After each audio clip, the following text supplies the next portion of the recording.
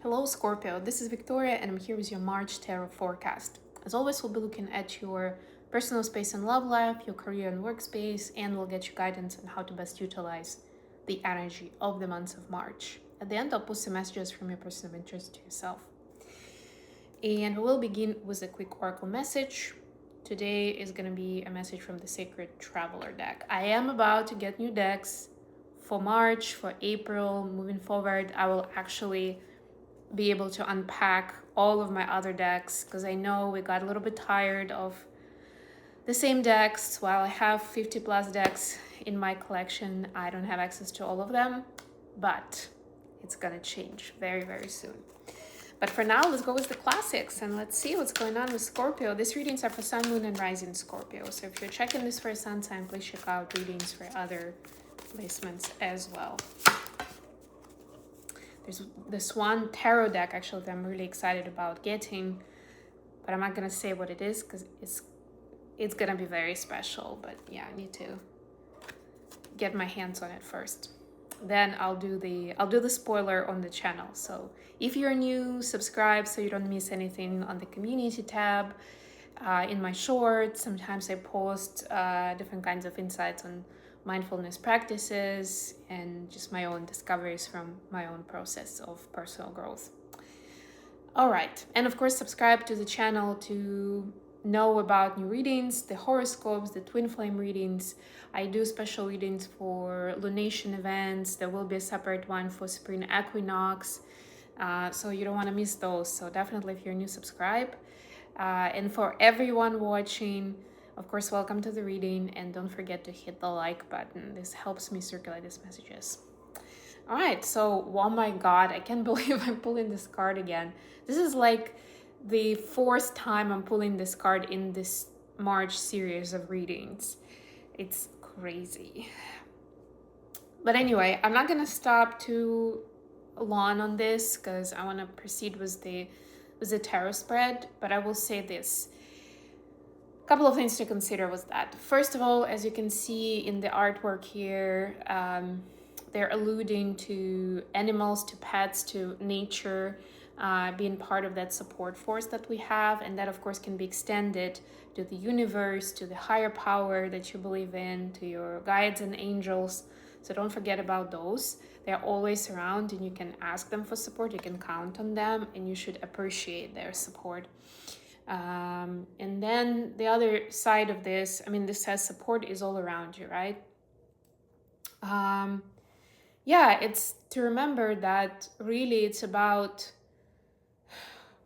like, you're never really alone and you're never really in an unsolvable situation, if that makes sense, right? It's only a perception and you can always turn this around. You can ask, you can call on this help, and by all means be a source of that help to somebody else if you feel called to, right? Because it works all the ways. Like, this is the law of oneness, this is the law of reciprocity. Several laws of nature apply here, but yeah, there's no real, I mean, in the context of a global energy field, there's no separation between me and you and having agendas and all that kind of ego struggle, right? In the energy and on the soul level, there is that unity, and the more we help somebody else, and sometimes, and I mean, of course, it shouldn't be a self-sacrifice. It should come from a place of your own source, right? Like, you filled your own cup and you can help somebody else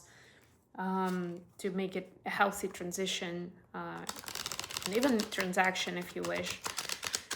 But that's the nature of the environment, that we live in, that, goes so much farther than the societal rules, right? Energetically, we are all one, and by supporting somebody else, we're definitely replenishing our own source of energy. We attracting more abundance into our life, etc., etc. All right, let's see what we have as tarot. So for personal space and love life, you have King of Cups. You could be dealing with another water sign, Pisces, Cancer, Scorpio. Five of Pentacles. That's that loneliness that I just mentioned, where you're being reminded that you're not alone.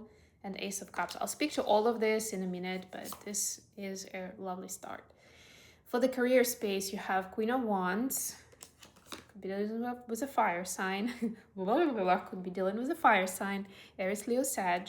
Or a Gemini, because you also have the Magician here. And finally, there's Four of Pentacles. We are in Mercury retrograde, by the way, throughout March. The retrograde officially ends on March 20th, but there will still be a few weeks of the shadow period, so to speak. So we are impacted with that energy throughout the month of March. And apart from the fact that communication could be more difficult, technology might go out of order, or travel may go very weary, there may be... You should be more cautious when signing contracts or making big purchases. I'm not saying don't do them. I'm just saying do your homework, be more diligent, maybe read that contract an extra time, pay attention to remarks, on the bottom of the page and stuff like that, not to get yourself into a pickle. And then the advice, Knight of Swords. But again, I'll speak more about that in a minute. I just knew I needed to say that when I saw the Four of Pentacles. You have Queen of Cups. So now officially we have a King and Queen of Cups. So that's a couple. Water signs. I mean, you are definitely, these are love partners, right? The King and Queen of Cups are life partners. And regardless of whether you identify as masculine or feminine, there's a couple here, right? So they can have a lot of water in their chart. They don't have to be water sign per se as a sun sign, or that's how they position themselves right now. And maybe that's where you connect, right? On that emotional level, emotional intimacy, alignment in terms of emotional maturity, speaking similar love language possibly. And that's a very big topic of exploration during Mercury retrograde, by the way. And Seven of Wands. All right, the star at the bottom of the deck, beautiful. You are discovering something important about yourself, your mission and purpose here, who you are and how you are. That's what I'm hearing for you. It's like, this is how I am in relationships. This is how I am in moments of stress, or moments when somebody needs my help, in emergencies. And this is accepting all of you, really. This is about just learning the good, the bad, and the ugly. It's all good, it's all fair, right? Like, this is who I am. And yes, consciously I can decide what I want to do with that. But rejecting it or dismissing it is never a good idea. That's that much I'm gonna say. And this is a collective reading, so I can go into specific scenarios, and I'm immediately getting a lot of them here. But remember that if you're interested in a more personal touch, I do personal readings. So hit me up, send me an email, or even a comment here or a message on the social media, and we'll figure it out. There's also a Calendly link in the description box where you can book a free consultation with me. And it can be either about a reading or about a coaching sessions, whatever you want, whatever questions you have, we can discuss there. All right, so for your personal space and love life, you have the King of Cups, the Five of Pentacles, and the Ace of Cups.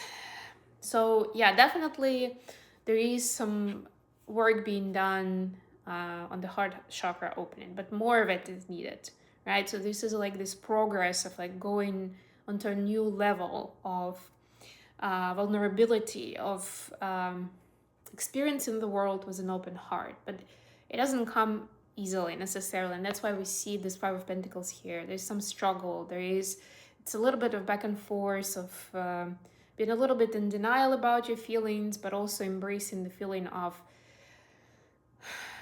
the place of a victim, or maybe being mistreated or neglected, it's important to embrace it, to really process them, right? Not just dismiss them as something unpermissible, something that you don't want to be identified as, right? Accept it, express it if necessary, but it's important not to linger on it. And that's where King of Cups says that mastery of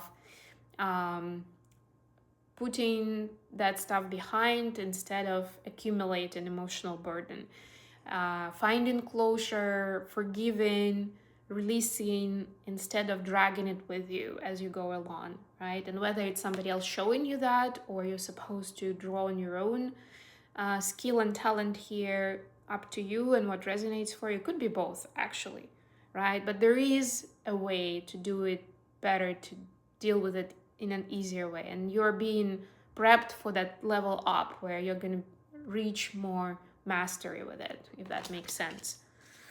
So that, realistically, you're not going to be exonerated and, removed from any kind of emotional struggle or pain going forward. Obviously, that's not an option.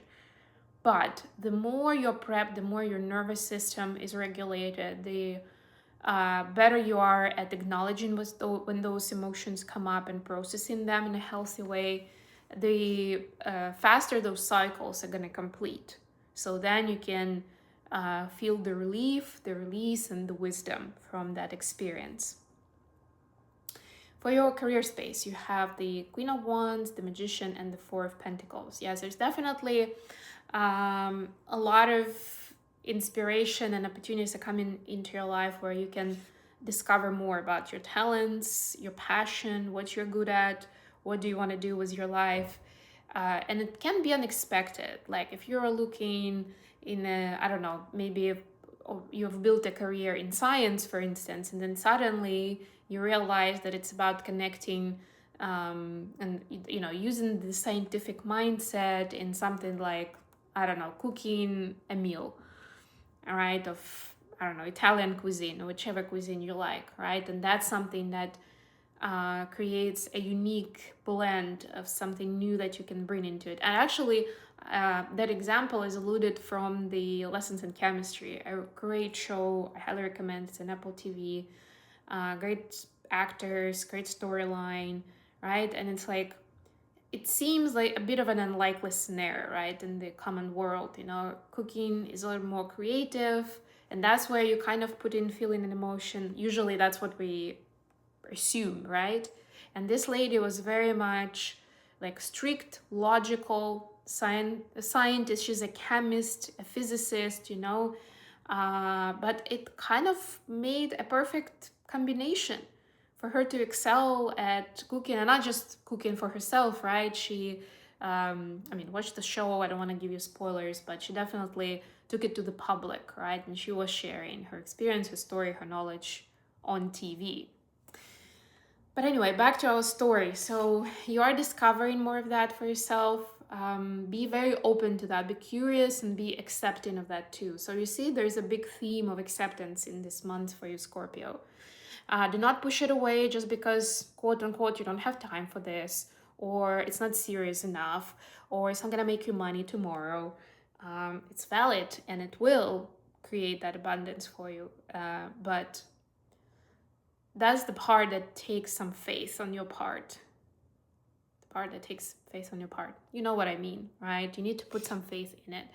But also don't spend too much money, I would say. So even if this seems like something new that you immediately want to jump on and learn more, and you already invest in a few $1,000s in training, maybe don't do that just yet. Mercury retrograde, I already mentioned the context for it, but also there is more discovery to happen before you commit to something specific in that field. That's what I'm getting for you here. And finally, the advice, Knight of Swords, a Queen of Cups, and Seven of Wands.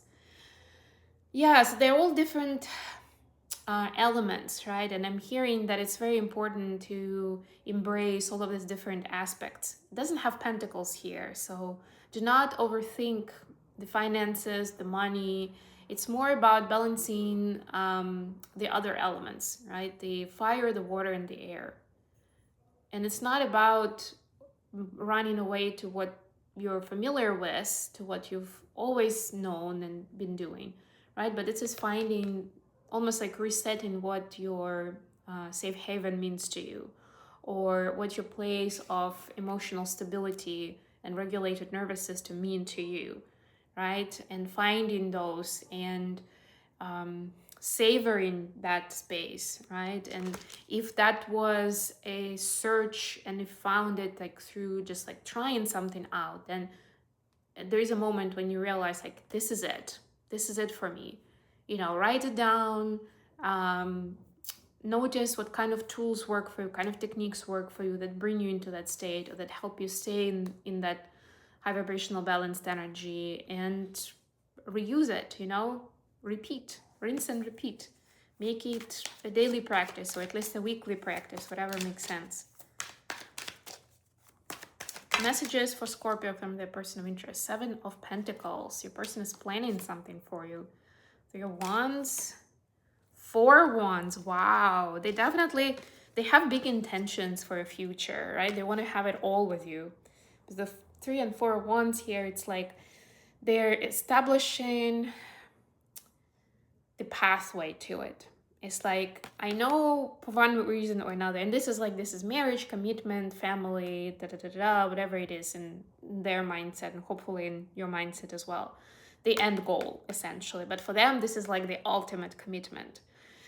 But they understand that it's not a straight line, that they can't just decide and overnight go to this step, from step 1 to step 100. There are other things, other milestones to accomplish, and that's what they're mapping out now, that roadmap of like, okay, how do I do this? How do that? What kind of timeline are we talking about? Maybe because they want to be more specific when talking to you about it, so that they don't feel like they're fooling you or, you know, taking advantage of you of some sort, right? Be realistic about the plans, but they want to be more specific. They don't just want to say, one day we're going to have it all, or one day we'll move in.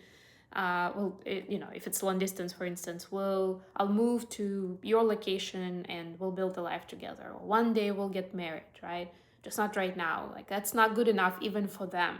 And they think that it's not good enough for you either. So they may not necessarily, if this is an early stage of the relationship, they may not necessarily say those words out loud, but they're thinking it. They're thinking about it all with you.